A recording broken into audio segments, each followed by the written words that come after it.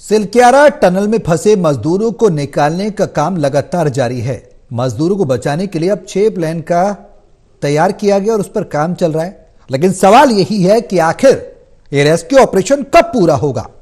आखिर क्या वजह रही है जो अब तक दिक्कतें आ रही हैं? क्यों कोई प्लान तैयार नहीं था जब सिलक्यारा टनल का निर्माण कराया गया? ये तमाम सवाल हैं। 41 जिंदगियों का आखिर जिम्मेदारी कौन लेगा सुरक्षित उन्हें वहां से निकालने की? क्योंकि एक एक पल जैसे ही बढ़ता जा रहा है समय, चुनौती बढ़ती जा रही है। मजदूरों को भेजा गया है, खाने पीने के सामान, दवाइयां भेजी गई हैं। 15 मीटर तक की ड्रिलिंग बताई जा रही है कि हो गई है। अभी 86 मीटर ड्रिलिंग और है। कितना समय और लगेगा? अमूमन अलग अलग तरीके के कयास लगाए जा रहे हैं कि 6 से 7 दिन लग जाएंगे, कोई कह रहा है 2 से 3 दिन लग जाएंगे। अलग अलग तरीके से अलग अलग हवालों से खबरें आ रही हैं, लेकिन मौजूदा प्लान और सटीक जानकारी किसी के पास नहीं है। अब सवाल यही है कि यह रेस्क्यू कब पूरा होगा। हमारे सहयोगी पंकज गहरोला उत्तराखंड से हमारे साथ फोन लाइन पर जुड़ गए हैं। ताजा अपडेट के लिए सीधे उनका रुख करेंगे। पंकज, कितना समय और लगेगा इस ड्रिलिंग में, इस रेस्क्यू ऑपरेशन में? क्या कुछ पुख्ता जानकारी है?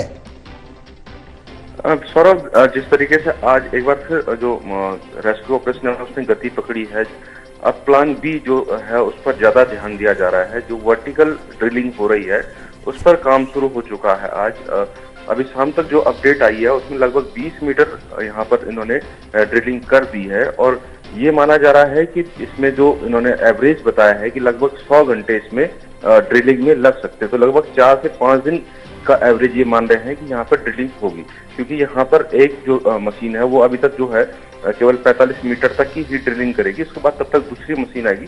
तो इसमें समय लगते हुए एवरेज इन्होंने जो निकाला वो 100 घंटे, लगभग 4 से 5 दिन ये यहाँ पर ड्रिलिंग होगी और उसके बाद ये मजदूर तक पहुंच सकते हैं।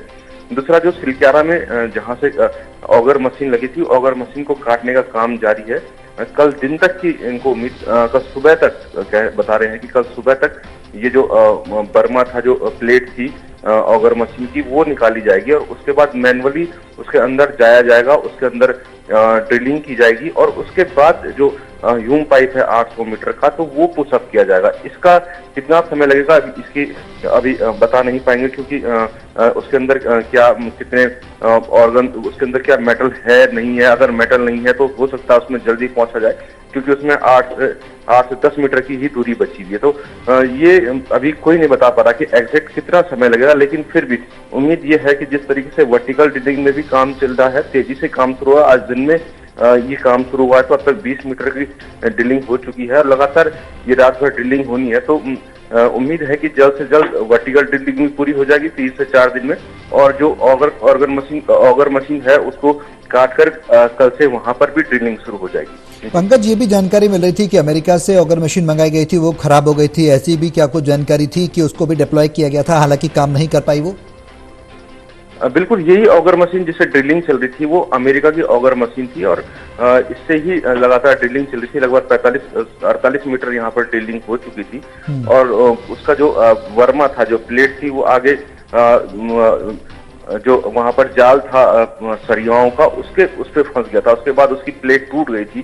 तो फिलहाल जो ऑगर मशीन का जो वर्मा है, प्लेट है, उसको काटने का यहाँ पर काम किया जा रहा है और लगभग अभी 30 मीटर करीब उसको काटना बाकी है। और जो उसको काटने के लिए तमाम तरीके के सामान उन्होंने और मंगाए हैं। प्लाज्मा कटर बेंगलोर से पहुंचा है आज सुबह, उससे थोड़ा जल्दी यहाँ पर काम चल रहा है। 30 से 40% पहले गैस कटर से काम होता था, लेकिन अब वो प्लाज्मा कटर से काम किया जा रहा है। तो लगभग 30 से 40% तेजी से काटता है जो प्लाज्मा कटर है।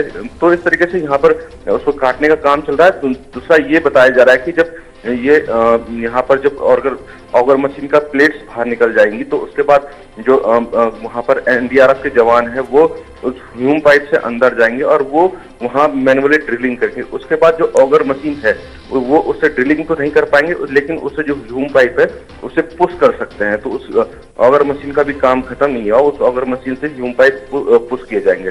तो देखना होगा कि कल कितने समय तक ये ऑगर मशीन की जो प्लेट्स हैं वो काट पाएंगे और फिर इसके बाद यहाँ पर जो है मैनुअली। जी पंकज, एक बात तो इसमें पुख्ता है कि पहले से तैयारियां नहीं थी, जिसका खामियाजा उठाना पड़ रहा है।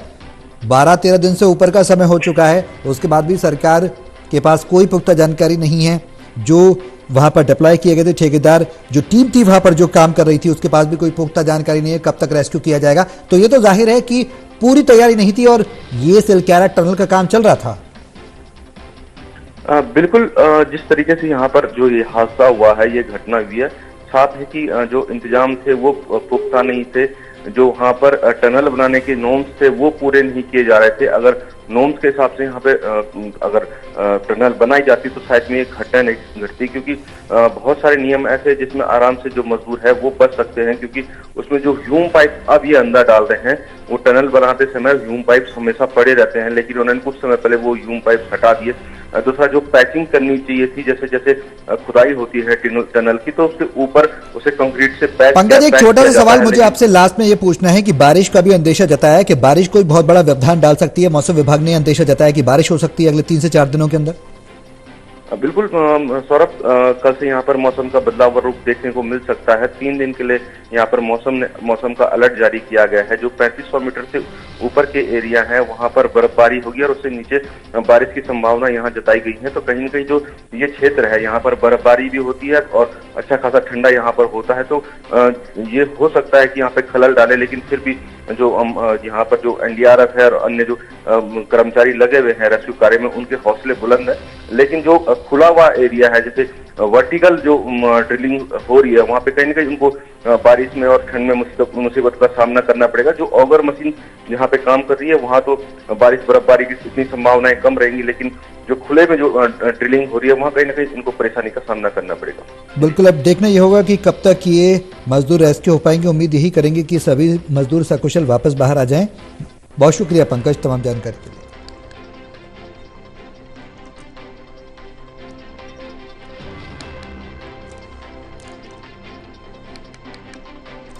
तो सिलक्यारा टनल रेस्क्यू ऑपरेशन को लेकर कई तरह के सवाल भी अब खड़े होने लगे हैं। रेस्क्यू ऑपरेशन को लेकर अस्थायी मीडिया सेंटर सिलक्यारा में प्रेस ब्रीफिंग की गई। सचिव उत्तराखंड शासन नीरज खैरवाल ने बताया कि पाइप में फंसी ऑगर मशीन के ब्लेड और शाफ्ट को काटने का काम किया गया। इसके लिए लेजर कटर और प्लाज्मा कटर को मंगाया गया, जो कि सिलक्यारा पहुंचा। उसके बाद काम शुरू हुआ। उन्होंने बताया अब 13 मीटर के हिस्से को निकाला जाना बाकी है, यानी कि अब ऑगर बिट जो है निकाले जाने के बाद आगे की माइनिंग का काम भी शुरू कर दिया गया है, जिसके लिए तैयारियां पहले से पूरी कर ली गई थी। अब अंदर फंसे सभी मजदूर सकुशल हैं फिलहाल, ये जानकारी मिल रही है। अपर सचिव और एमडी महमूद अहमद ने बताया कि रेस्क्यू ऑपरेशन में कई प्लानिंग पर एक साथ काम किया जा रहा है। 6 प्लान के तहत काम किया जा रहा है। चंडीगढ़ से भी मदद मंगाई गई है। वर्टिकल ड्रिलिंग का काम भी शुरू किया गया है। आरबीएनएल द्वारा भी परपेंडिकुलर हॉरिजॉन्टल ड्रिलिंग का काम शुरू किया गया है। इसके लिए सभी मशीनें पहुंच गई और लगातार युद्ध स्तर पर काम किया जा रहा है। अब उम्मीद यही करेंगे कि जो 41 मजदूर अंदर फंसे हुए वो सकुशल बाहर वापस आ जाए। जो उसकी कोई भी मशीन किसी लोहे को काटती है तो वो इंटेंसिटी आप समझ सकते हैं कि 800 mm के पाइप में वो कई गुना बढ़ जाती है। So taking all the precautionary measures, the team is working. वो सारी टीम काम कर रही है। अभी तक जो लेटेस्ट स्थिति है 1:10 के जब 1:10 तक जो लेटेस्ट हमारा 13.09 मीटर अंदर बचा हुआ था। बाकी कल रात से जैसे आपको बताया कि लगातार चल रहा है, तो जो 13.09 है उसके लिए हो सकता है संभवतः, अब कोई समय सीमा तो आप लोग समझ गए हैं इतने टाइम में कि एक बार कहीं पर भी कोई भी हडल अनएक्सपेक्टेड जो 1% भी जिसके चांस है, कई बार वो स्थिति अभी हमें सामना करना पड़ रहा है। तो टेकिंग द प्रिकॉशनरी मेजर सारे के सारे लोग काम कर रहे हैं और संभवतः अगले कुछ घंटे मतलब कल तक वो हो जानी चाहिए। उम्मीद है late night, early wing hours या कल सुबह। उसके बाद में जो आगे का काम रहेगा, जैसे ये सारा का सारा कटिंग हो जाएगा, तो जैसा आप लोगों को अवगत कराया गया था कि बाकी सारी ऑप्शंस पे काम शुरू कर दी गई हैं, उस जो अल्टरनेट ऑप्शंस हैं उसके बारे में आपको एमडी सर, महमूद सर बताएंगे। जो ये ओगर वाला काम है इसके बारे में जैसे आप लोगों को इन्फॉर्म करना चाहते हैं कि ये वाला कटिंग होने के बावजूद एक जो टिपिकल हैंड से रिमूव करते हैं मग को, उनको रेट माइनर्स टाइप से एक वर्डिंग टर्मिनोलॉजी भी यूज करते हैं। अगर मशीन के साथ जो अभी जो स्टेटस है उसके आगे हम उसमें क्या प्लान करेंगे। साथ ही साथ आप लोग को ये भी पता है कि शुरुआत से हमने ये प्लान रखा हुआ है कि ऑप्शन 2, 3, 4 सब हम रखें। साइमल्टेनियसली हमारी जो भी ऑर्गेनाइजेशंस हैं देश में जिनके पास ये एक्सपर्टीज है, जिनकी जिस फील्ड में एक्सपर्टीज है, उनको हमने यहाँ बुलाया, वो हमारे साथ काम कर रहे हैं, प्लानिंग वगैरह सब किया हमने। उसके बाद जो भी उसके लिए उस प्लान को कामयाब बनाने के लिए जो भी इक्विपमेंट, मशीनरी या रिसोर्सेज, एक्सपर्ट्स जो चाहिए वो सब हमने मंगाया। ये सब होकर अब हम इस स्थिति पे पहुंच गए कि कल से हमने 2-3 ऑप्शंस और पे काम शुरू कर लिया है। कुछ आप लोगों को जानकारी होगी, मैं आप लोग को और फर्दर डिटेल देना चाहूंगा।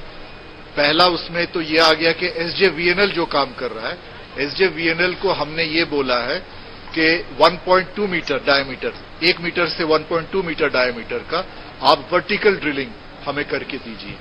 हमने अपने जियोलॉजिस्ट से, अपने एक्सपर्ट से सारे जो स्पेसिफिक पॉइंट्स हैं जहां से बेहतर ड्रिलिंग हो सके वो हमने आइडेंटिफाई की। तो 305 के करीब, 305 मीटर मतलब चेनेज की बात मैं कर रहा हूं, 305 मीटर की चेनेज के आसपास से SJVNL ने ड्रिलिंग शुरू कर दी है। और अब तक जैसे हम बात कर रहे हैं तो काफी आगे भी उसने बढ़ लिया। 15 मीटर लगभग ड्रिलिंग हो चुकी है। आप लोगों को ध्यान होगा, वर्टिकल ड्रिलिंग कर रहे हैं, और आप लोगों को ध्यान होगा कि हम जो स्पॉट आइडेंटिफाई किए थे 305 मीटर, वहां से ये हमारा अनुमान है कि 86। तो दावे तो तमाम किए जा रहे हैं, लेकिन आखिर में वही सवाल है कि आखिर कब तक रेस्क्यू पूरा होगा।